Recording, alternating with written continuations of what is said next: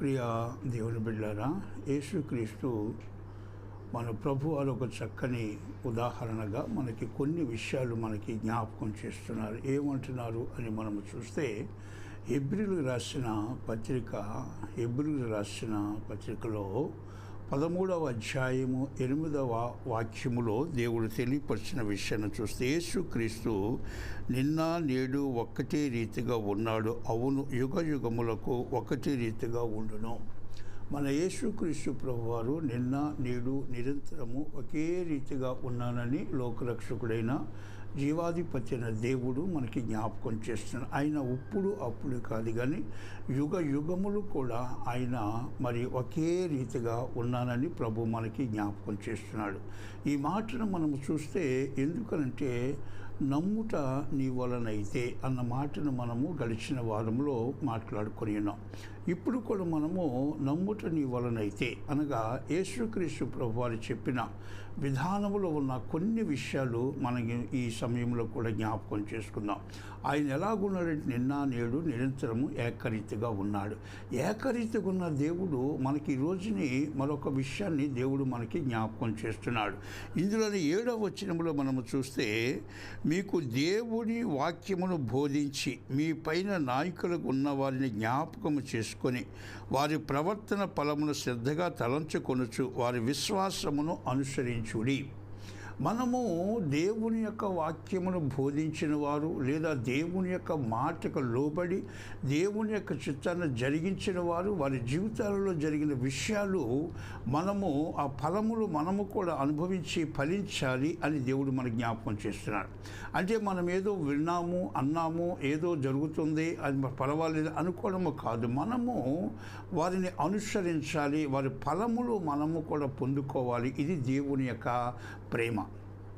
ఎందుకంటే నీవు నేను కూడా ఎక్కడ ఉన్నవారమో అక్కడే ఉన్నాము అన్నట్టుగా కాకుండా మనము ఎదగాలి, మనము అభివృద్ధి పొందాలి. ఎందుకంటే దేవుడు చెప్తున్న నమ్ముట నీ వలనైతే అనగా దేవుని యొక్క మాట, దేవుని యొక్క ఆజ్ఞ, దాని కట్టడలు, ఆయన చెప్పిన మాటలు, ఆయన ఉపదేశాలు మనము నమ్మినట్లయితే నిజంగా మనము నమ్మాలి.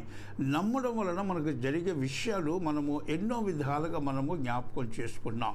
పోయిన వారం దేవుని యొక్క మాటలు మనం గమనిస్తే, పోయిన వారంలో మనం ఏం చూసామని అంటే నోవాహు గురించి మనం చూసాం. నోవాహు దేవుని యొక్క మాట నమ్మి ఆయన నడిచిన విధానం మనం చూస్తున్నాం. ఈ రోజుని దేవుడు మన విశ్వాసములకు తండ్రి అయిన అబ్రహామును మనకి దేవుడు జ్ఞాపకం చేస్తున్నాడు.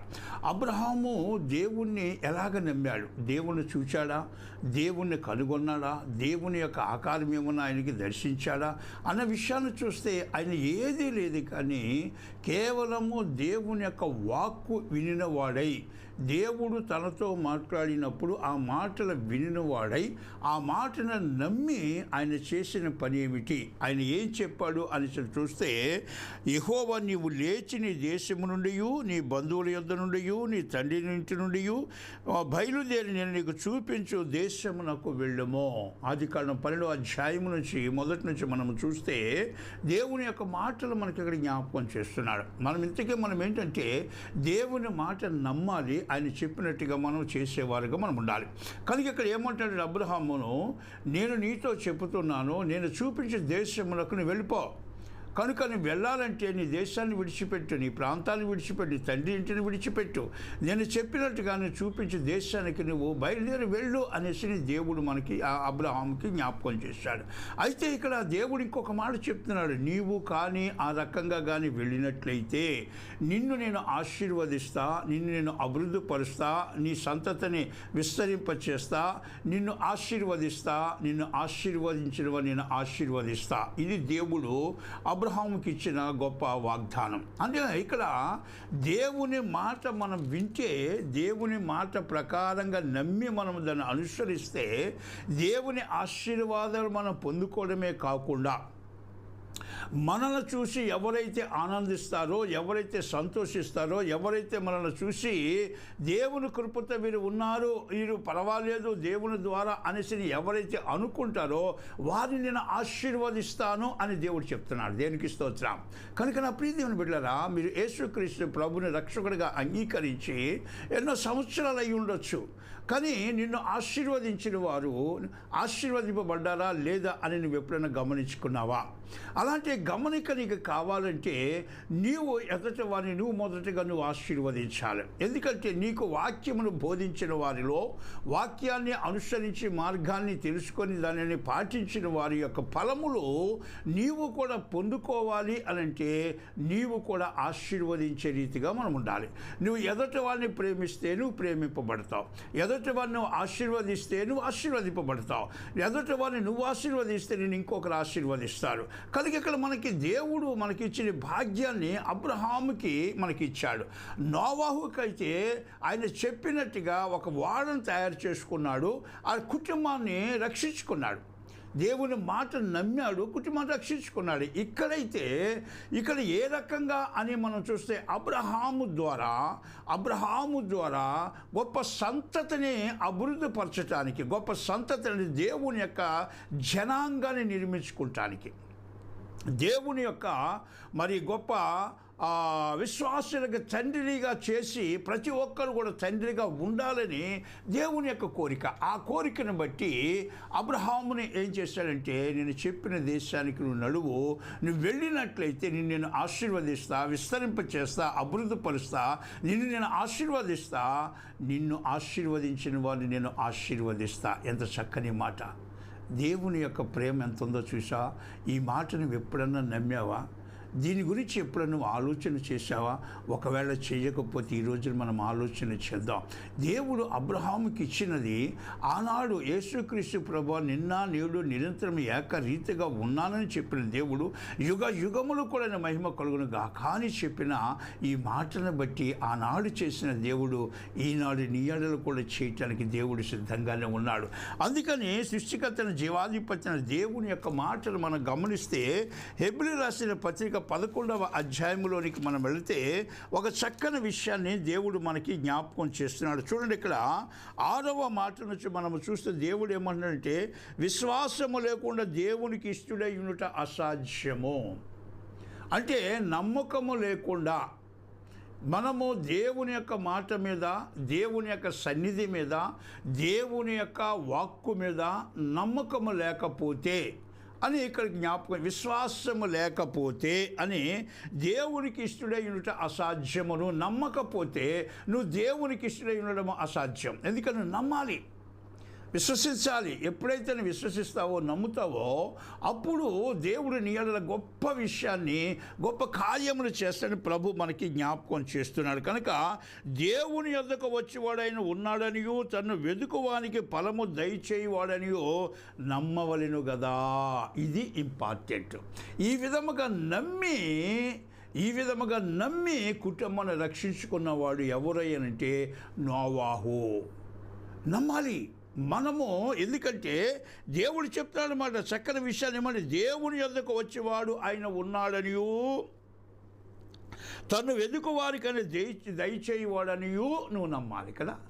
నువ్వు ఎదుగుతున్న వారికి ఆయన ఇస్తాడనేసి నమ్మాలి, ఆయన ఉన్నాడనేసి నువ్వు నమ్మాలి. నమ్మితేనే కదా నువ్వు వెతకగలుగుతావు, ఆయన ఇస్తాడనే కదా నువ్వు అడగగలుగుతావు. రెండు లేక నువ్వు చేయగలదు. కనుక నమ్మడం వలన నోవాహు ఏం చేశాడంటే తన జీవితంలో గొప్ప ఆశీర్వాదాలు పొందుకున్నాడు కదా. మరి మనము నమ్ముతున్నామా? ఒక విషయాన్ని ఆలోచించే, దేవుని దగ్గరికి మనం వెళ్ళి ప్రార్థన చేస్తున్నాం, దేవుని దగ్గరికి వెళ్ళి మనం అడుగుతున్నాం. మరి దేవుని చిత్తాన్ని మనము ఉన్నాడు అనేసి మనం జరుగుతున్నట్టుగా మనము చేస్తున్నామా? ఒకసారి నువ్వు ఆలోచన చేయి, ఒకసారి మనం గమనించుకుందాం.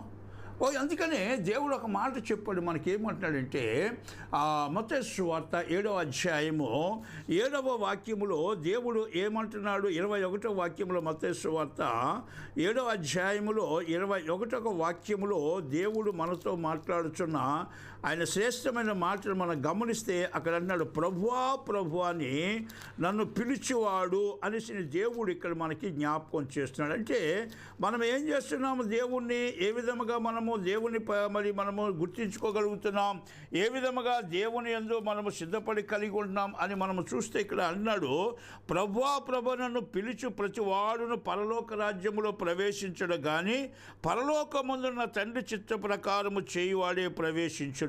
దేనికి స్తోత్రం!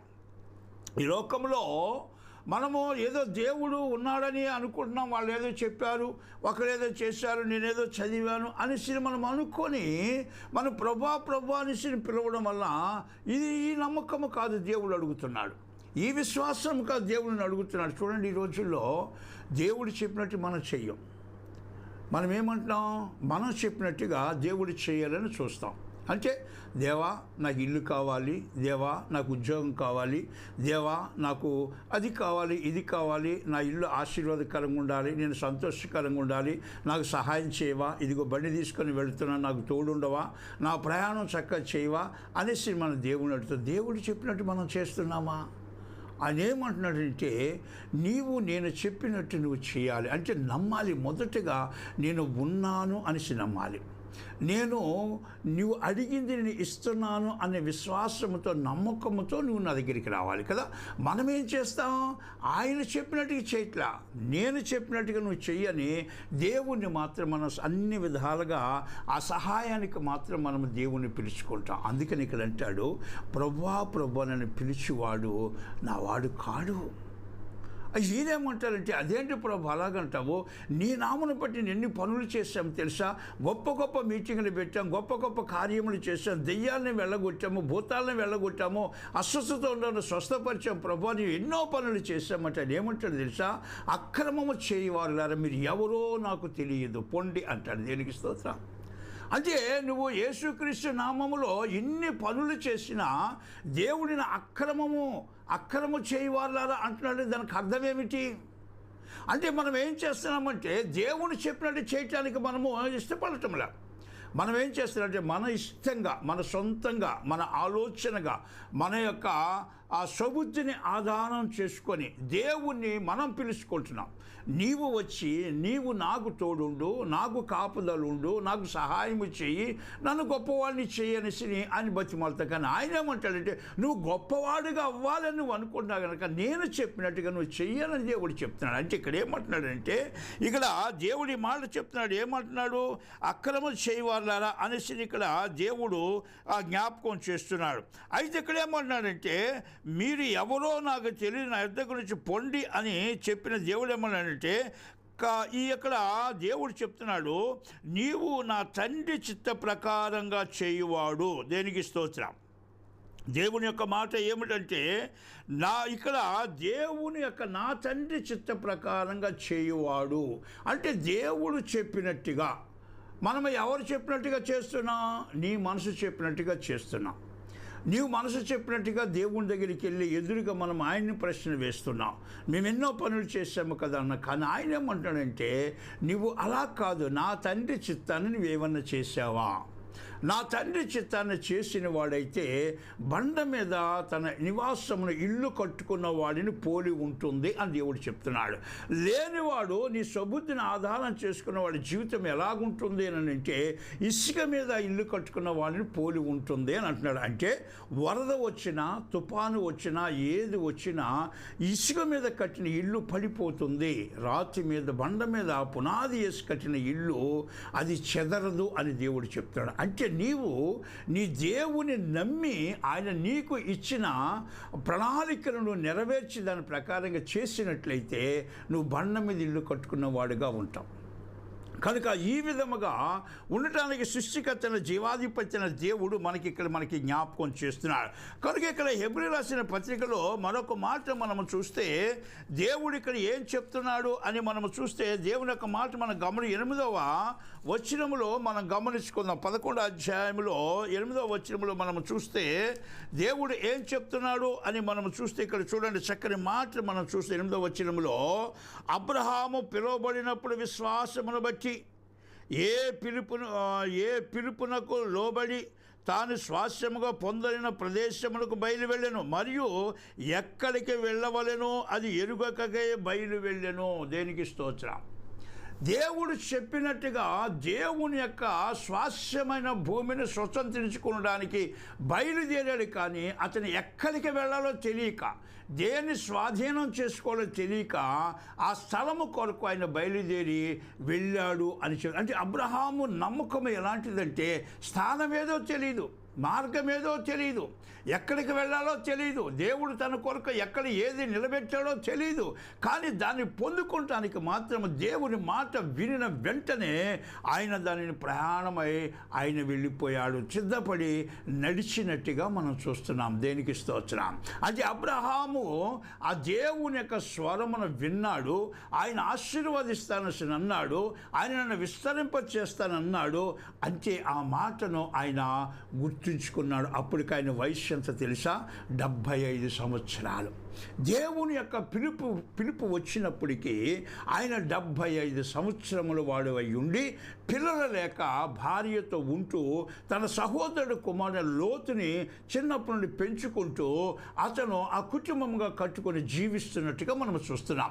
అలాంటి జీవితాన్ని దేవుడు ఏం చేశాడంటే ఆశీర్వదించి ఆయనను నడిపించినట్టుగా మనం చూస్తున్నాం. నడిపించినట్టు చూస్తే ఆయన ఎలాగ నడిచాడనంటే తనకి సమస్తము కూడా విడిచిపెట్టి ఏదైతే దేవుడు విడిచిపెట్టమన్నాడో ఆ స్థానాలన్నీ కూడా విడిచిపెట్టి తన భార్యను, పెంచే కొడుకుని, తన తండ్రిని తీసుకొని తనకు కలిగిన సంపదను తీసుకొని ఆయన ప్రయాణమై వెళుతూ ఉన్నాడు. దేనికి స్తోత్రం. 12వ అధ్యాయములో పిలువబడిన అబ్రహాము ఏ రకంగా ఉన్నాడంటే అత్యున్నతమైన కృపతో ఆయన ఆశీర్వదింపబడినట్టుగా మనం ఇక్కడ చూస్తున్నాం. 13వ అధ్యాయము దగ్గరికి వచ్చేటప్పటికి 13వ అధ్యాయంలో ఆయన ఏమయ్యాడు అని మనము చూస్తే ఇక్కడ అంటున్నాడు చక్కని మాట.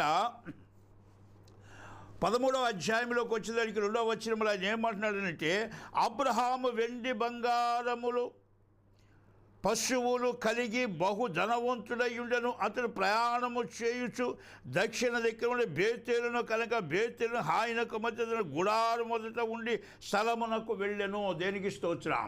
చూడండి, అబ్రహాము బయలుదేరి వెళ్ళినప్పుడు కొంతవరకు ఆయన బయలుదేరాడు. కానీ ఎక్కడైతే మొట్టమొదటి గుడారం వేసి బలర్పించాడో అక్కడి నుంచి బయలుదేరి మరికొంత ప్రాంతమునకు వెళ్ళి మళ్ళీ తిరిగి అదే స్థలమునకు వచ్చేటప్పటికి వెండి బంగారములతో కలిగిన వాడే కాకుండా విస్తారమైన పశు సంపద కలిగిన వాడై ఉండి గొప్ప సంతతిని సమకూర్చుకున్న వాడిగా మనము చూస్తున్నాం. దేనికి స్తోత్రం.